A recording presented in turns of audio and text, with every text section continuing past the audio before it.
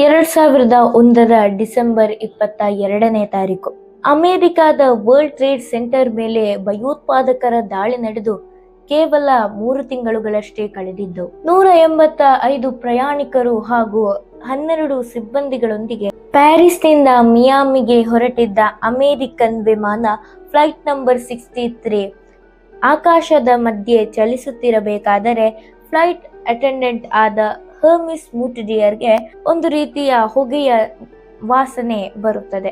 ಪರಿಶೀಲಿಸುತ್ತಾ ಏಸಿಲ್ನಲ್ಲಿ ನಡೀತಾಗಿರಬೇಕಾದರೆ ಹಿಂಬದಿಯ ಸೀಟಿನಲ್ಲಿ ಒಬ್ಬಂಟಿಗನಾಗಿ ಕೂತಿದ್ದ ಆ ವ್ಯಕ್ತಿ ಮುಂಭಾಗಕ್ಕೆ ಬಾಗಿ ಬೆಂಕಿ ಕಡ್ಡಿಯನ್ನು ಉರಿದು ತನ್ನ ಶೂವಿನತ್ತ ಕೊಂಡೊಯ್ಯುತ್ತಿದ್ದ. ತಕ್ಷಣ ಎಚ್ಚೆತ್ತ ಆಕೆ ಇದನ್ನು ತಪ್ಪಿಸುತ್ತಾಳೆ ಹಾಗೂ ಸಹ ಪ್ರಯಾಣಿಕರೊಡಗೂಡಿ ಅವನನ್ನು ಕಟ್ಟಿ ಹಾಕುತ್ತಾಳೆ. ಪೈಲಟ್ ಪ್ಲೇನ್ ಅನ್ನ ಬೋಸ್ಟನ್ ಇಂಟರ್ನ್ಯಾಷನಲ್ ಏರ್ಪೋರ್ಟ್ ನಲ್ಲಿ ಎಮರ್ಜೆನ್ಸಿ ಲ್ಯಾಂಡಿಂಗ್ ಮಾಡ್ತಾರೆ.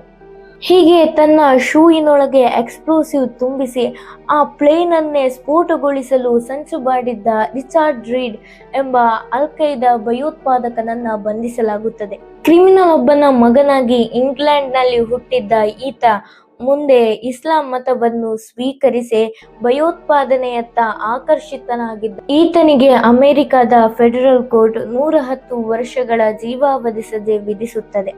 ಆ ಫ್ಲೈಟ್ ಅಟೆಂಡೆಂಟಿನ ಸಮಯ ಪ್ರಜ್ಞೆ ಹಾಗೂ ಧೈರ್ಯ ಅಷ್ಟು ಜನರ ಪ್ರಾಣವನ್ನು ಉಳಿಸುತ್ತದೆ. ಅವರು ನಿಜಕ್ಕೂ ಗ್ರೇಟ್ ಅಲ್ವೇ ಸ್ನೇಹಿತರೆ? ಕಮೆಂಟ್ ಮಾಡಿ.